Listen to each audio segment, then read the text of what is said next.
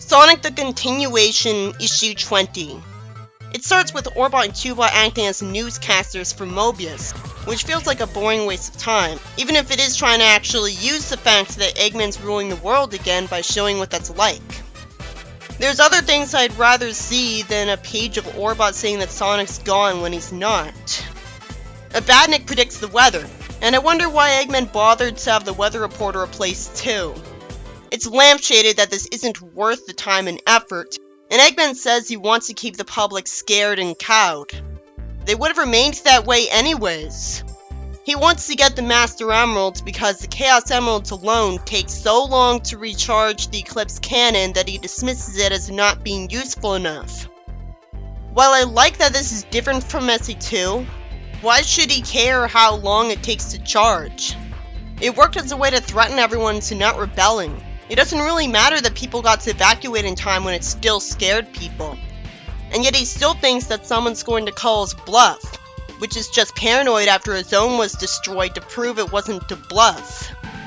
I know that in SE2, Shadow said that they need all 7 Chaos Emeralds because at this rate, the cannon will take too long to charge up.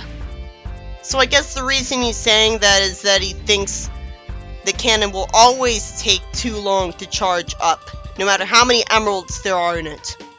Maybe Shadow didn't correct him on that yet. Eggman complains that he can't invade the floating island because it vanished. He has every scope and sensor on the Ark looking for it and they've turned up nothing. If Knuckles did this, that's surprisingly smart of him. Too smart. I feel like he couldn't have done it on purpose or he would have done it before. Suddenly Eggman's told that the Freedom Fighters have emerged from portals to attack robots in 3 zones at once. I know this is meant to make them look cool, but again, why are they risking one of those zones being destroyed? If he didn't destroy those zones, he'd be making people think he isn't willing to do so anymore, because he said he'd do that because of any rebel activity. He tells Gray Aspen to get to work. Amy says she's uploading Porker's program into a main computer. Scorpius gets attacked by Aspen, fights back with lasers in the predictable way, and Aspen says the Metrics are like Badniks too. Then Aspen gets shot from behind by flying machines from Gun.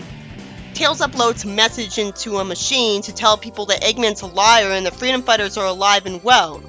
It's nice of them to do that. But again, why is Sally telling them all to fight back when it's just gonna put their zone on his list of places to destroy? A tower gets destroyed by Shadow, who threatens the heroes and talks like a cartoon villain, talking as if giving people hope isn't good. He should have at least said, they're getting their hopes up. Amy loses contact with Tails because of the signal cutting out, and Moraine has to be sarcastic when she asks if Shadow is Tails' friend. So you'd think Tails would know that. I like that she calls Shadow's fireball magic. Finally, someone acknowledges that Chaos powers are just magic. They're all lucky Shadow didn't see the cover, which would remind them he has Chaos Control, so he could freeze time and defeat all of them effortlessly. And it's very convenient that he always forgets that. Tails hovers in place, avoiding Shadow's fireball. Good thing STC explained that Tails is a fast flyer, so it could be assumed that he's fast enough to deal with Shadow. He distracts Shadow, and Moraine cuts him from behind with a sword in a shocking moment. Then she says a cool taunt, which puts her at risk by taunting him instead of continuing to try to attack him. He gets surrounded in pink fire. Moraine at least stopped running at him and used the Chaos Blast. How would they survive this? Other than having rings, nothing would keep that pink fire from destroying them if it hit them. I guess Shadow didn't do this earlier because he was arrogant. Amy warns everyone to fall back to their extraction point and retreat.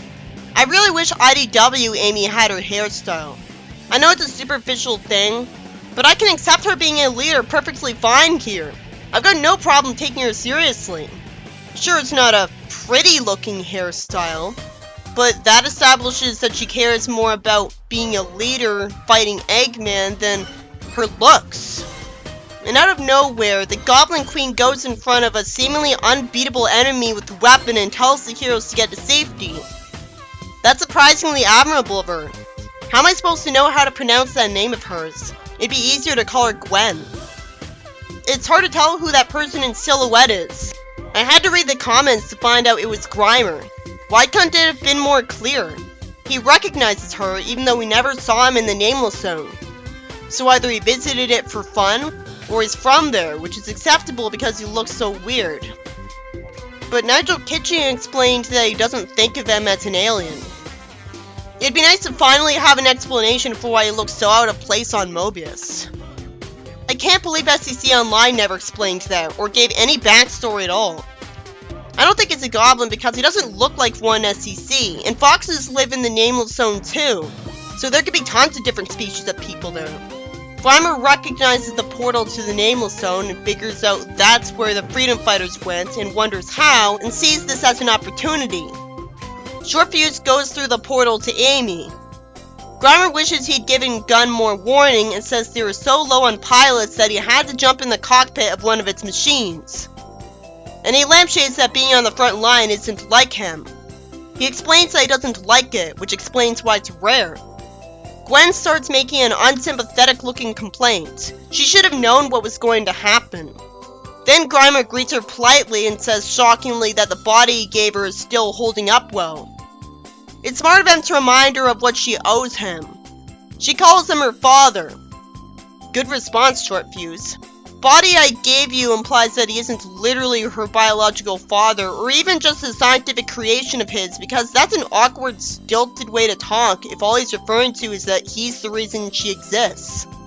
Even if he just made her body and transferred her to it, he still doesn't count if her actual soul didn't come about because of him. She has pointy ears and he doesn't, so clearly he's not a goblin, or at least not a full-blooded one. But her mother is. It's sweet to see his expression and stuff. It's about time I see a moment like this from him. It comes out of nowhere, but at least they both have green skin, so it's trying as hard as it can to look believable right away. I still want to know why he ever knew to leave the Nameless Zone and find out about Robotnik in the first place though, because you'd think if he was born there he would have never left and met him. And he would have used his technology to make it a technological marvel instead of it being stuck in medieval times. So why doesn't he just visited the place? Maybe it would make sense if he somehow failed to take over the place, or committed some other crime, and so he doesn't live there anymore because he's hiding from the law. Naturally, Shortfuse asks how Grimer's her father, naturally having a hard time believing he could get that lucky. Instead of clearing up the confusion right away, he just says he's not giving him the talk, an impressively amusing line. Amy's smart enough to tell Shortfuse that now's not the time to focus on that, and she wonders where Tails is. The story ends with Tails bruised in front of Eggman, and there's actually a line below this page that says Daddy Goblin, which confirms that Grimer is meant to be a goblin. Well, alright, I'll accept that because he's got green skin like she does. We don't know how goblins actually would be if they were to exist, so I guess I can't say that it makes no sense that he's a goblin despite not having pointed ears. And this is a fan comic after all that already had the guts to have Sonic X characters in it, so it's established that it's not trying to be an exact continuation of SCC anyways. But there's still part of me that finds it confusing because I'm remembering how the previous goblin leader before Gwen looked in Sonic the Comic itself. The goblins before that weren't green, and much uglier in the way their heads were shaped. Maybe pointy ears aren't something every goblin has after all, because it's more like whether your earlobes hang low or not. Or, he doesn't entirely resemble a goblin because he's only half goblin. That'd be way more believable. The idea that he wasn't living anywhere in Mobius until Robotnik took it over is a much needed explanation for why he showed no sign of being there until he took it over, because it explains why he never took over Mobius before he even turned into Eggman. He joined Robotnik after he took over the worlds because it was much easier to just join him than try to conquer a world himself, which I know he'd still try to do because the Metallix had still been made in an alternate timeline where Tintapor didn't become Robotnik, so it's clear he would have started trying to conquer Mobius eventually. And most likely he joined Eggman because he had the same goal and knew it'd be easier to join him than compete with him. Which especially makes sense if he failed to try to conquer one place. What's really made this weird at first is that at no point did Tails say or think in the STC that Grimer is a goblin. But that's also justified because we never saw the point where he first saw Grimer where he would have had that thought, which he'd keep to himself to avoid revealing where he came from. And he wouldn't have a reason to say or think that he's a goblin a second time, as that'd just be stating the obvious to such an extent that even he wouldn't bother. And I don't think it was like him to constantly think of a goblin as, ugh, that ugly goblin. Knuckles met goblins too, and we never saw him point out in even a thought bubble that Grimer looks like one of those goblins. But it could make sense because the next time he saw him, he would have been more focused on the situation than on remembering and pointlessly stating the obvious. Or he could have just assumed that somewhere on Mobius, there's people that look like Grimer, who just coincidentally resemble goblins, which is what everybody assumed before. And it's not like we see Knuckles' every waking moment, so we were bound to miss a moment where he reflected on what Grimer's appearance meant about him. The fact remains, that moment would have been shown if the writers of SEC wanted to reveal Grimer was a goblin. But instead they never seemed to care what he was. But that's lazy compared to this. Bottom line is, while it seems weird that this tells us that Grimer was a goblin all along, because we all assumed he was a green human, it's just believable enough. And I'm just happy that he finally has a backstory. Well, he doesn't need that more than he needs an explanation for what those things on his back are, but at least I can assume they're life support technology and shrug it off. I can't wait to find out how he met her mother and why he didn't make the Nameless Zone a technological marvel. It's like he didn't have the confidence to take over a planet like Robotnik would if he's doing it by himself. But he always acted so confident that I never got that impression. Sonic the Continuation, Issue 21. Amy and her friends run through a portal and immediately find Kintobor with Grimer. So why did they know to spawn the portal here? Shortfuse immediately knows this is a Kintobor computer, even though his so-called genius took a bit to figure it out. Right away we see why Kintobor having a body is a great thing, because he gets to put his hand on Amy's back, and she gets to have her hand on his shoulder. Techno's amazed by what she already assumes is a robot body and can't wait to find out how it works. Grimer says they have a lot to discuss, and thankfully he's not mistreated yet by the heroes in the next panel. Romantic and Sonya hear Kintobor tell Amy about the hedgehog extermination program, causing them to protect as many hedgehogs as they can down here. Amy's shocked with Sally having her hand on her shoulder and says Robotnik wouldn't go that far, when she had no reason to give him the benefit of the doubt on anything. It'd make more sense for her to assume that he was too lazy to do that. It goes to show you that it's justified to write Eggman doing this, even if people would have this reaction how dark it is. That and it's the only excuse they could have for gathering Sonic's siblings in one place where he might be able to meet them, that wouldn't rely on just coincidence for them finding each other. The only reason Amy would say this is that it's confusing that he took so long to do this. Shadow's a hedgehog too, but I figure that if he knows about this, he doesn't care because he's the exception and he assumes he'll always be because he's working for Eggman. And that's a good assumption because it'd be insanely stupid of Eggman to try to exterminate someone so useful to him.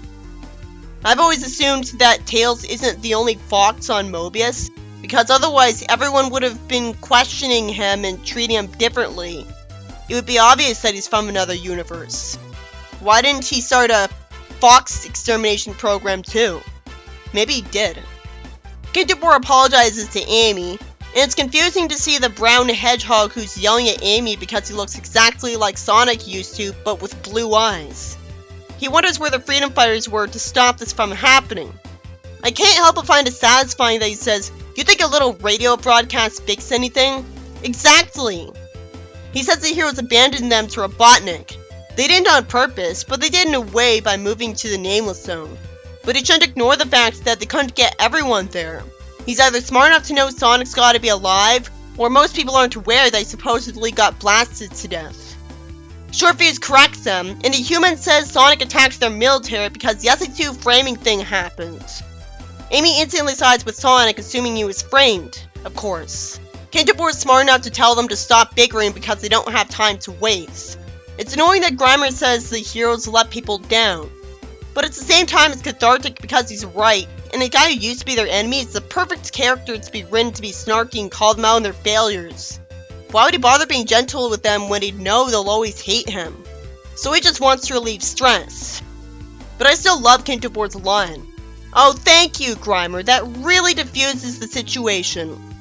Then Amy gets contacted by Rouge and Tikal, who Grimer considers to be their infiltration team. It's cool to see them so confident. I really love that it's being different from the game. The writer takes the extra effort of having Rouge say she's scrambling the signal through several relay points to disguise it. Tikal gets asked if she's okay, and Rouge makes me wish she explained how she got to the Ark, because she's got no reason not to. I assume it's the same way. Kintabor takes off his hat to be humble and says it's about time they know the truth about the Ark and him, even though he just said a page ago, we don't have time for this. Logically speaking, it's dumb for him to decide to tell him something he's ashamed of when he doesn't have to. He just wants to stop holding it inside so it won't bother him anymore, trust them not to hate him or act on it. He explains that long ago, the Kintabor family developed insanely futuristic technology because they're fictional characters. I love that they're called a clan just for an Archie reference, even though there's no other human families around called clans here, as far as we know. The Kintabor family opened a gateway to Mobius. It sure is convenient, or rather inconvenient, that Mobius of all planets in that particular universe was the one they opened a portal to. But this was basically always canon to SEC anyways, because why else did Kintabor get to Mobius? I love that he's in a sort of hazmat suit here. It makes sense of them to take a precaution and have a spacesuit. The Ark was made for the humans to study Mobius in secret. They crafted it into the moon of the planet itself. I'm really loving that's not like the game. I can't tell you how boring it is that so many continuities have the adventure games adapted into them and barely do anything new, when this is how it should have been handled. Kintabor was born on the Ark, and Techno's annoyed at Kintabor for not telling them about the place, even though he had no reason to before. I'm glad Amy sides with him, saying that they all have their secrets, reminding her of Tails' secret. Unfortunately, Kintabor doesn't know why the Eclipse cannon was built, because the person he was based on was only a boy when he migrated to the surface. Out of nowhere, the former gun commander shows up and says he was fired, but not for the Brutus incident, surprisingly. Instead, it was for Eggman stealing the Ark access codes from him. That's not fair. I don't remember it being his fault that happened. It's creative that Alexander Tower has a new name in this, Victor. And Kintabor already knows his name because Ovi Kintabor did. I like that Rouge has a new outfit, and that her sister is part of the infiltration crew, along with Victor. Surprisingly, this page came out before Rouge's sister got returned to normal and turtle power. Grimer asks Victor what he has to report from the Ark, and he says it's just as they were smart enough to suspect. Eggman's making robots, like he doesn't have enough of those. He had enough to take over the world. They're given all of the exposition, and I don't know why Rouge is smiling when saying that people are trapped on the Ark. I don't know why Grimer thinks the idea of them being experimented on is amusing either. Then we see Cubot wanting Tails to tell him stuff while Tails is trapped against a wall. The joke is that Cubot isn't normally intimidating, so him punching someone would still hurt more than a normal punch. Tails just thinks it's silly that they're trying to do a good cop, bad cop routine on him. I guess he's just judging them as harmless based on how small they are. But it's a bit arbitrary because he just met them, and he's seen tons of dangerous badniks their size. They can shoot lasers for all he knows. Cubot says he drew the straw to get the bad cop and says the portal stunt of the heroes was cool. This is unusually ineffectual of Fleetway Eggman. That all they're doing is politely requesting information from him. Impressively, Eggman actually knows that Tails will never give up information. He says the portal suggests the Freedom Fighters are hiding in another dimension. And he says he has to scan Tails for particles that tell him where in the multiverse he's been. So that's cool. I guess he's measuring the atomic vibrational frequencies of the atoms in him. He hasn't seen this sort of particle trace before and says he needs more data. That sure is convenient. It's not like he scanned them before and is comparing the two sets of data. Cosmo's shown giving first aid to Moraine, though I can hardly tell it's her. Moraine says Tails won't break because he's the champion of the Nameless Zone, and because the glass can be heard through, this tells Shadow which zone the heroes have been hiding people in. That still doesn't tell him the exact atomic vibrational frequency of the place. But Moraine's scan data would. So if she gets kidnapped, Eggman would be able to get that data. And I guess the idea is he's able to make a portal to any dimension he wants if he has the data. It's just believable enough that Moraine said this, even if Cosmo could have easily not said what she ended up responding to. Shadow holds a sword and breaks it to scare Moraine, and gets told off by the robot nurse that it was childish to do that. I assume because it wasted a perfectly good weapon someone else could use. He says his injury is taking longer to heal than before, and gets told that he should have let her treat it instead of having the idiot bolt. He wonders why she's been following him around all day, when anybody would assume it's because Eggman wants him supervised and he's injured. She makes me wonder if she got a crush on him somehow. And she explains that no one else here is going to keep him functional, and Eggman still needs him, but is too lazy to look after him. Shadow lampshades the idea of one of Eggman's own creations insulting him. Nikki says she's smart with a personality to better do complicated tasks. That doesn't require an outright personality with opinions, just the ability to perform a skill. She has free thought, but isn't able to disobey Eggman. But Mecha Sally didn't hate Eggman, so why does she?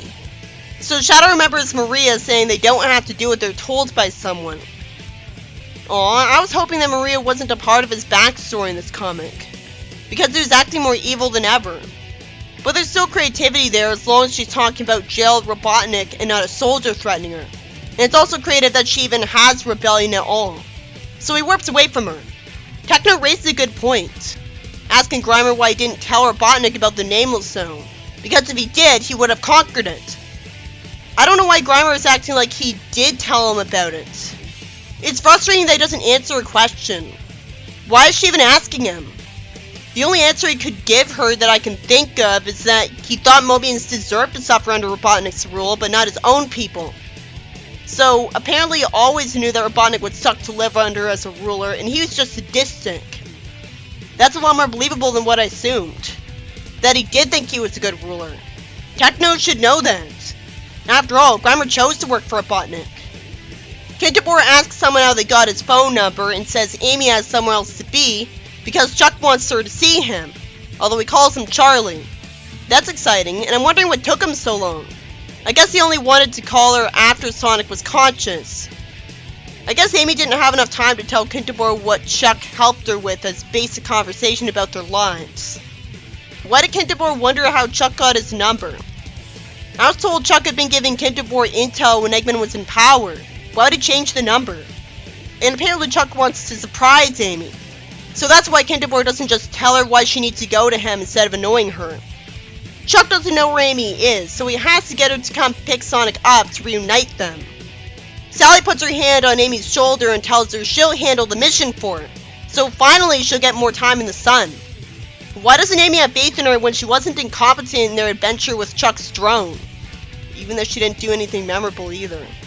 The pacing would have been faster if she agreed to trust her instantly.